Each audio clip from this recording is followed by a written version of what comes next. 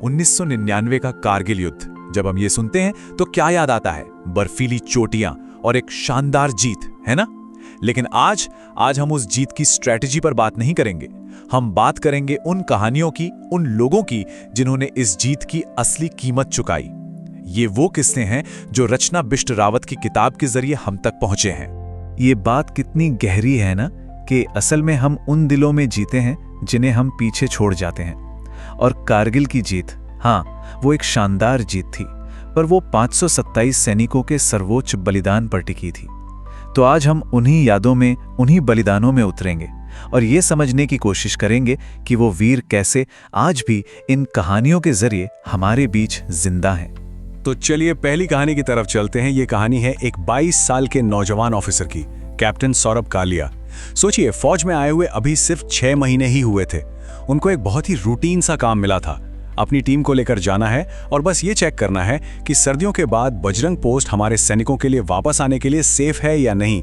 वो अपनी टीम के साथ गश्त पर निकल तो गए और फिर बस एक खामोशी छा गई, पूरी 22 दिनों की खामोशी। कैप्टन कालिया और उनके 5 साथियों से रेडियो कांटेक्ट पूरी तरह टूट गया। किसी को कुछ नहीं पता था कि बॉर्डर के उस पार आखिर हुआ क्या। उनकी यूनिट, उनका परिवार, सोचिए उनके लिए 22 दिन कैसे बीते होंगे। एक ऐसा इंतजार, एक ऐसा डर जिसका कोई अंत नहीं दिख रहा था। और फिर 22 दिन बाद जो खबर आई ना, वो इंतजार के डर से भी कहीं ज्यादा भयानक थी। पता चला कि उन्हें 15 मई को ही, यानी गश्त पर निकलने के ठीक अगले दिन ही पकड़ लिया गया था और उन्हें 3 हफ्तों से भी ज्यादा बंदी बनाकर रखा गया। उन पर ऐसी ऐसी यातनाएं की गईं जिनकी हम और आप कल्पना तक नहीं कर सकते। जो पोस्टमार्टम रिपोर्ट आई, उसने उस वैश्यपन की पूरी कहानी बयां कर दी। इसे बाद में सिविलाइजेशनल क्राइम, यानी सभ्यता के खिलाफ अपराध का नाम दिया गया। देखिए, ये सिर्फ जंग नहीं थी, ये क्रूरता की सारी हदें पार करने जैसा था। और उसी दिन से कैप्टन कालिया के पिता ने न्याय के लिए एक लड़ाई शुरू की। एक ऐसी लड़ाई जो आज भी चल रही है। युद्ध की इस क्रूर सच्चाई के बीच एक और पहलू भी है, वो है अदम्य साहस का। तो अब हम उन कहानियों की ओर बढ़ते हैं, उन सैनिकों की बात करते हैं जिन्होंने नामुमकिन से लगने वाले हालातों में भी हिम्मत का दामन नहीं छोड़ा। जरा इस आवाज को महसूस कीजिए। ये आवाज है मेजर सोनम वांगचुक के, एक सैनिक की। वो एक ग्लेशियर पर फंसे हुए हैं। चारों तरफ से दुश्मन की जबरदस्त गोलीबारी हो रही है। उनका गोला बारूद लगभग खत्म, बचने की उम्मीद वो भी लगभग खत्म।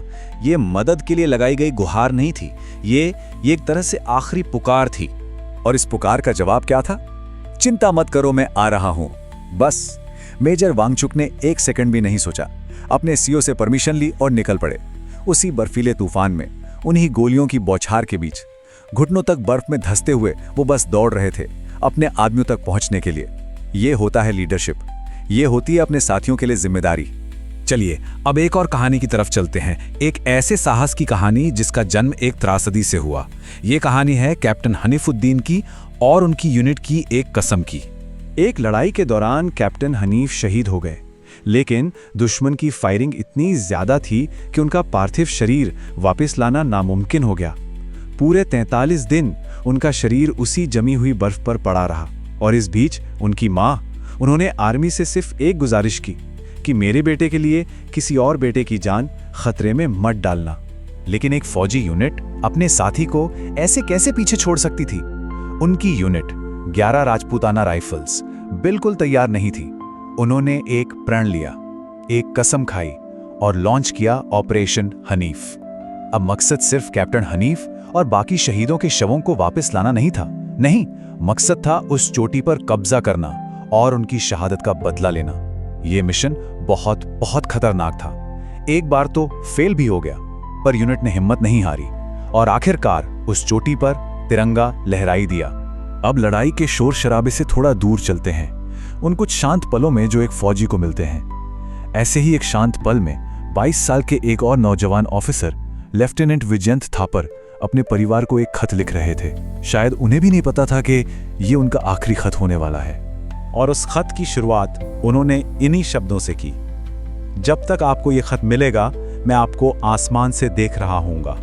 वो नौल नाम की एक चोटी पर हमले के लिए जाने वाले थे, एक बेहद मुश्किल मिशन। और जाने से ठीक पहले शायद शायद उन्हें एहसास हो गया था कि ये उनकी आखिरी लड़ाई हो सकती है। पर इस खत में कहीं भी डर नहीं था, बल्कि अपने फैसले पर एक गर्व था।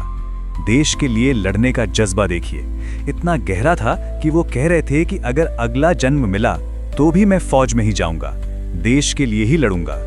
कोई अफसोस नहीं, कोई पछतावा नहीं। और उन्होंने अपने परिवार से एक इच्छा भी जाहिर की कि वो आकर उस जगह को जरूर देखें, उन मुश्किल हालातों को देखें जहां भारतीय सेना ने देश के आने वाले कल के लिए अपना आज कुर्बान किया था। और उनके पिता कर्नल वीएन थापर, उन्होंने अपने बेटे का ये वादा निभाया है। वो आज भी हर साल उस युद्ध भूमि पर जाते हैं। और उस खत का अंत इन शब्दों से होता है, जिंदगी को किंग साइज जियो, तुम्हारा रॉबिन। रॉबिन उनका निकनेम था। सोचिए, दुनिया को अलविदा कहते हुए भी वो जिंदा दिली का पैगाम दे रहे थे।